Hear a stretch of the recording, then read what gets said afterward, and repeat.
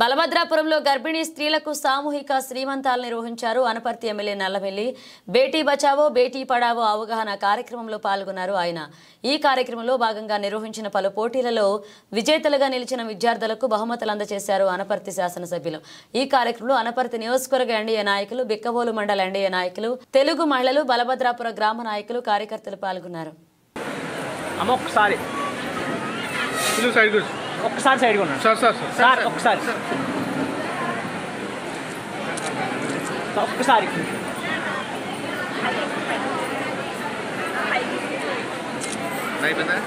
Okay sir.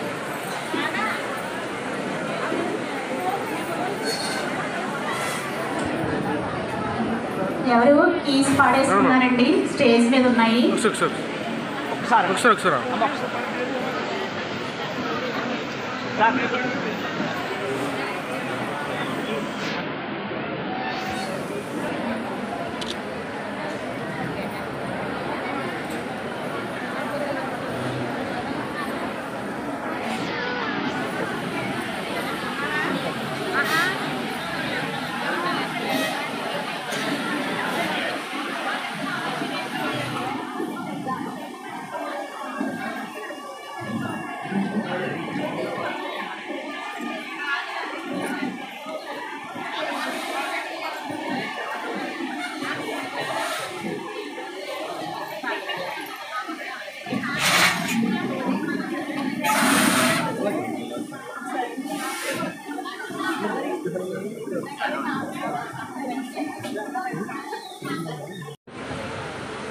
ఈ కార్యక్రమం యొక్క ముఖ్య ఉద్దేశం మాట్లాడిన పెద్దలందరూ తెలియజెప్పడం జరిగింది.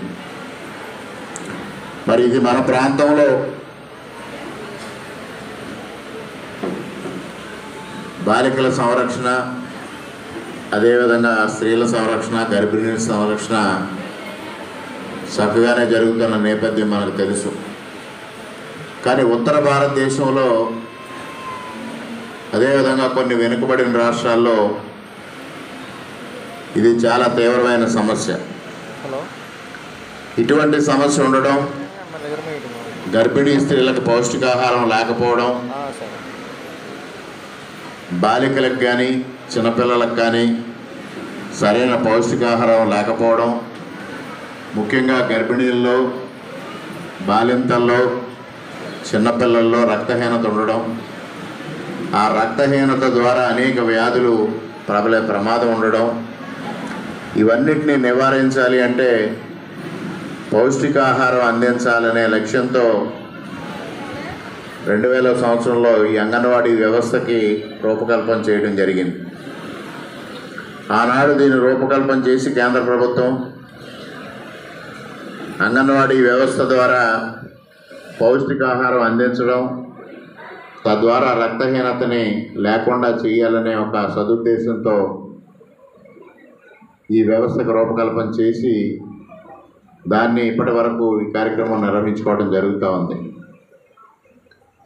మరి అయినప్పటికీ కూడా రక్తహీనత అనేది స్త్రీల్లో చాలా సాధారణమైన విషయంగా మనం చూస్తూ ఉన్నాం.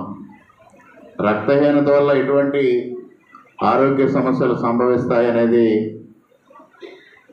మనకి సంపూర్ణమైన అవగాహన లేక కొంత, అవగాహన ఉన్న నిర్లక్ష్యం కొంతతో అనేక ఆరోగ్య సమస్యల్ని మనం చేతులారా కొని తెచ్చుకునే పరిస్థితి ఏర్పడుతూ ఉంది. ముఖ్యంగా ప్రతి ఒక్కరికి అవగాహన కల్పించాల్సిన అవసరం ఉంది. ముఖ్యంగా ఏదైతే ఈ అంగన్వాడీ కార్యకర్తలు ఉన్నారో వీరు పౌష్టికాహారం అందించడమే వారి బాధ్యత కాకుండా రక్తహీనత వల్ల వచ్చే నష్టాలు, పౌష్టికాహారం తీసుకోకపోవడం వల్ల వచ్చే సమస్యలు వారికి వివరించి వారిలో చైతన్యాన్ని తీసుకురావాల్సిన బాధ్యత మీ అందరిపైన ఉందని కూడా నేను సవినయంగా తెలియజేసుకుంటూ ఉన్నాను. ఇవాళ ప్రతి వ్యవస్థలాగే అంగన్వాడీ వ్యవస్థను ఏర్పాటు చేసినప్పుడు కూడా ఆ రోజు కేంద్ర ప్రభుత్వం మార్గదర్శకాలు వారు వాలంటరీగా పనిచేయాలి, కొంత హానరీగా ఇవ్వడం మాత్రమే జరుగుతుందనేది ఆ రోజున్న ప్రతిపాదన.